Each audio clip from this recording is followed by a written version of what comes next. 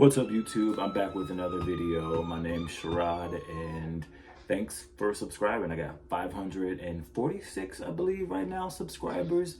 And I'm just some dude who talk about cartoons, anime. I'm not gonna claim to talk about anime because I only talk about Digimon. And speaking of which, I finished the Mimi.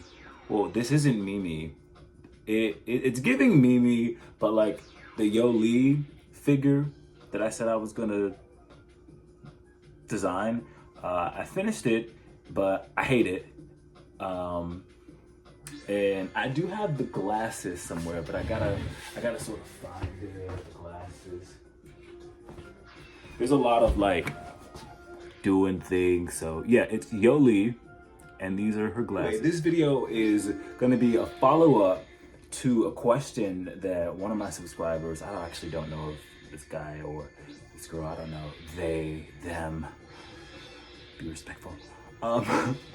One with the community, but they wrote in and they asked me who would be the Powerpuff Girls amongst the main 3 Digidestins of Digimon. So the original 3 girls were Sora, Mimi, and Kari, and the personalities sort of speak for themselves. But for those of you who don't know, and for those of you who do know and you're interested, right off the rip, I'm gonna go ahead and say Sora would fall into the category of Blossom because she Blossom's commander and leader, and with Tai being the leader of the Digidestins, the original, if he or Matt is not there, Sora's gonna take over that role. I would say she actually gotten them out of more jams than Tai and Matt, or just equally, I would say so. Because definitely Tai and Matt are definitely ones to like run into danger, where Sora's more so like run to make sure that everybody is sort of like safe. But like then when it comes to Bubbles, of course, Kari is gonna fall right into that category because she's the more sweet version, and it's just Kari's a very caring and bubbly. Speaking of Bubbles, there she goes. She's just joyful. She is this huge ray of sunshine. She is the crest of light. Kari has the crest of light, and Bubbles is like the joy and the laughter and a ray of sunshine. Except for right now, she's like screaming right now. But yeah, and then that leaves Mimi being Buttercup, the toughest fighter. Mimi is the one who will throw hands, and it's been proven. I'll try to see if I can put in some video clips as I'm like explaining this. If I can't figure it out, my bad. But like, hey, we ain't getting there yet. Like, there's a lot of editing that goes in with these videos, and I'm just not there yet. I just make the content, talk the talk, and post the videos. And I do enough editing that we're not talking about the background process. But anyway, I'll try to like put in some clips or like some images. We'll try to jazz it up as we go along because I do appreciate you guys. I got almost 600 subscribers, and that's pretty good because, like I said, I'm just a dude who comes on here and I talk about Bratz dolls, I talk about Scream, I talk about Digimon and other cartoons. But yeah, and yeah, Mimi's just, it's been proven she'll throw a punch. In season 1 and 2, she's equally thrown punches, and just it's her and Togemon just throwing the blows. And we're gonna go ahead into another one of my topics. So, but yeah, to end up, I'm gonna sell this body and try to find a different body because the body is just sort of like flimsy, and I do like the head, and I do have to figure out how to like make the glasses stick on her face if it's gonna be Yolie, because like I said, I collect Bratz dolls, and this will just be a cool figure to kind of have around. I have, like I said, the Hawkmon and Shorimon right here. This is I did a whole video on this Shorimon, so you guys can like go back and watch this video again, or if you haven't seen it, you can go watch that. But that's that. But like I said, I'm moving on to like Scream. I made some notes because there's a lot going on and with the community. Basically, I wouldn't say the full cast because we don't know who the actors are playing. We can just sort of like make some guesses based on the characters' descriptions, and try to match them up with the actors based on like things that they done in the past. But the cast for Scream looks pretty solid. There's actually some pretty decent young actors in there. Like they're keeping the theme of like hiring young, hot, just really good actors. People are saying the McKenna Grace, there's a time jump, so like I don't know, 24-year-olds playing 17-year-olds, or I don't know how old her kid's gonna be. But of course we know things like Neve Campbell's coming back as Sidney Prescott. Love her, and this is going to be a story that's revolved around her. Basically what I want to talk about is something that I saw on Critical Overlord. Shout out to Critical Overlord. He has the best content. He and what's his face? Behind the Mask. I don't know who the hell is behind that mask, but Buddy be cooking up some shit. Like, and I love that he stays non-biased. Like, well, he tries to the best that he can. But I've heard from both of them this information about like the cast, because they keep in touch with it for geeks like me and you. And then I guess I'll come here and give my 2 cents on how I feel about it. But actors like Celeste O'Connor, McKenna Grace, again, and some other people that I gotta say I don't really know. But when it comes to Celeste O'Connor, I know her from Freaky. She did very good, and she survived in Freaky. I don't know if she's gonna be... I hope that she is one of the characters who's like Sydney's daughter's best friend, and like if Sydney's daughter is gonna die, which is what I think is gonna happen. I'm getting ahead of myself, but like spoiler alert, that's one of the things that I think is gonna happen, and I hope happens, since like Sydney's got a couple daughters, so it's like, yeah, if we're gonna tell Sydney's story, let's keep traumatizing the bitch. Like, people are like, oh, I don't want to, but like, I don't want to see Sydney die. I would hate that. I would rather like continue seeing Sydney in future movies being traumatized and like sort of like playing that role, or like maybe not traumatized, because it's Sydney. She's not one to just sit around and really be traumatized for too long. Although there was, well, it was kind of like half and half, because like in Scream 3 she was like away, hidden in the fucking mountains because she was so traumatized of the trauma. But like it was also like, it wasn't really because of the trauma, because like even though when she was in hiding she was helping people in crisis, she still was like a boss bitch who like was a go-getter. And of course, like her dad probably helped pay for that house. I'm getting way ahead of myself. I'm just saying I would rather see Sydney in Scream 12 rather than her fucking daughter taking over the mantle. Like, I don't want to see McKenna Grace in Scream 12. I want to see Neve Campbell in Scream 12. And also, speaking of like sequels of Scream,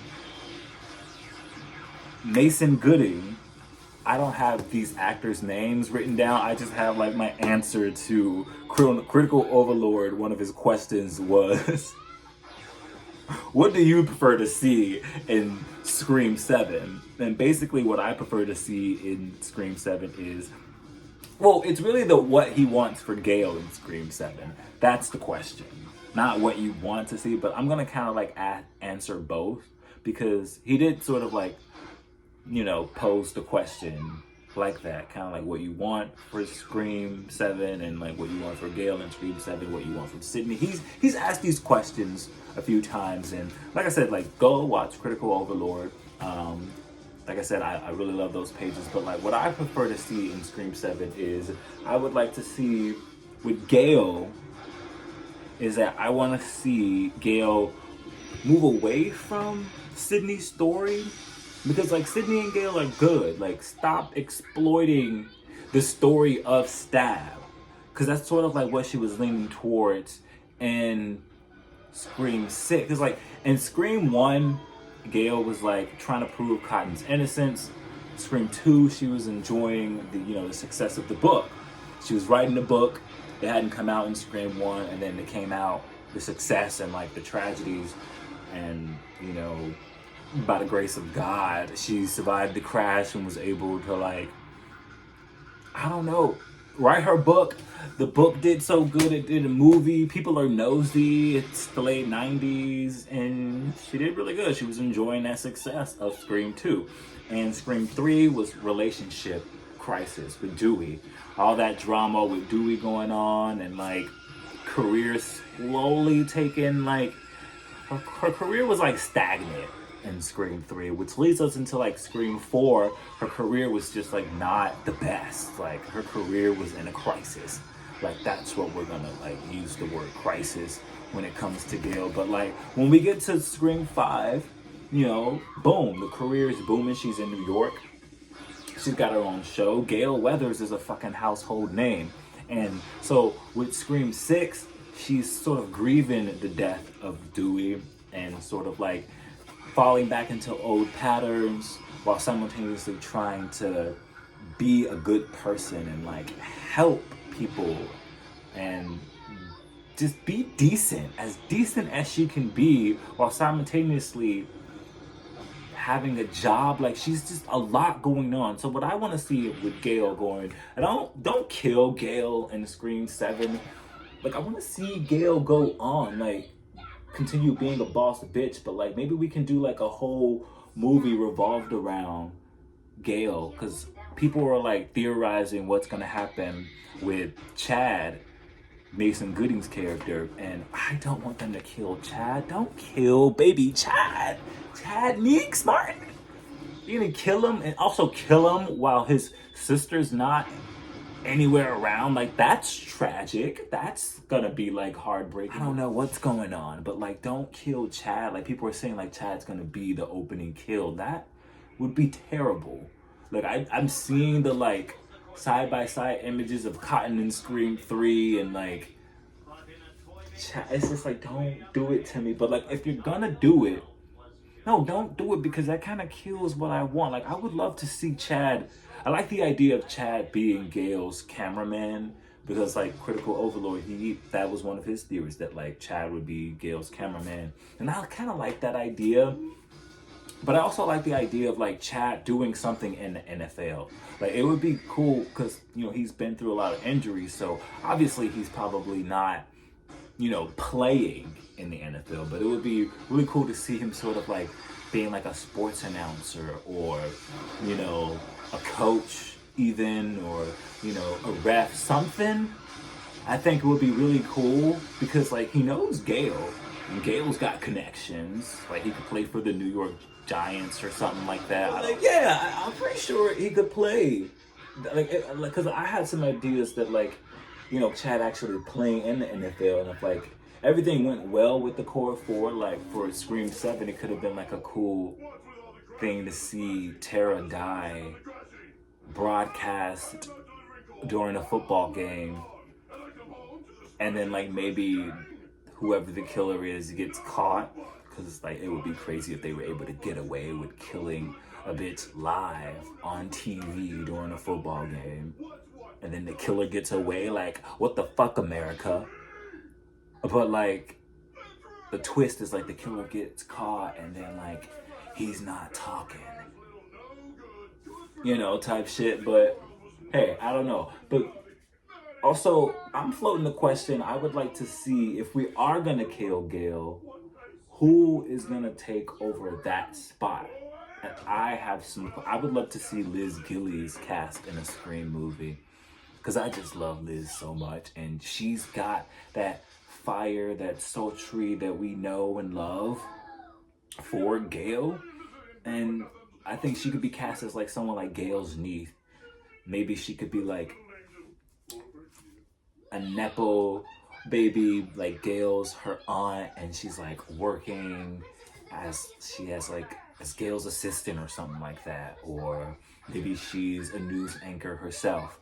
And we can do like a movie, like Scream 8 could be set in New York again, and Gail could be trying to just tell other people's story who are like have things similar to Sydney, where, you know, someone they know snapped and killed everybody, and how it left people feeling. And, you know, now everybody gets to tell their stories and their side, and get closure, and, you know, whatnot. And Gail provides a platform like that, but like somebody doesn't think it's genuine, and it has nothing to do with Sydney or nothing. It's just all about Gail being a complete, just like attention-seeking, greedy, exploiting bitch. Like, they just fucking hate Gail, and they just think she's always just being nosy and in people's business and exploiting other people's trauma. And they're just like, you know what, we're bringing the fight to Gail.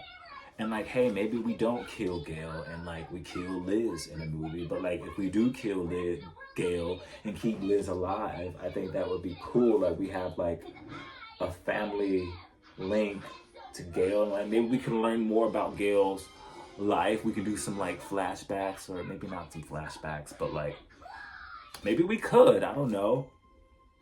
We can like dive a little bit deeper into Gail's life. Like, remember she was saying that her parents were shitty. She told that to Sam in Scream 6. Like I said, she was grieving Dewey, and she was trying to be sort of like, just like a figure, like somebody to like relate to, look up to, aspire to. And we can have that with like Liz Gillies. Everybody loves Liz. She's got big tits. And that's what Scream's known for. Big titty, fan ass bitches. Liz Gillies fits the profile. We want her. Liz Gillies, Scream 8. A lot of screams, but that's pretty much what I have for the video. I didn't want it to be too long because I didn't want to, you know, have too much to be editing. There goes Hawkmon. But yeah, like I said, thanks for subscribing. Thanks for entering the questions. I'll try to do this more often, like take, you know, questions and have them be incorporated into the video as like, you know, prompts, because that was really cool. I probably should have done some art for it, but there's been a lot going on. I got a cat in the last 6 months. He's right here sleeping. I'm not gonna bother him. I'm surprised he didn't wake up this entire time, but yeah, who knows. But like I said, thanks for subscribing, and y'all are dope.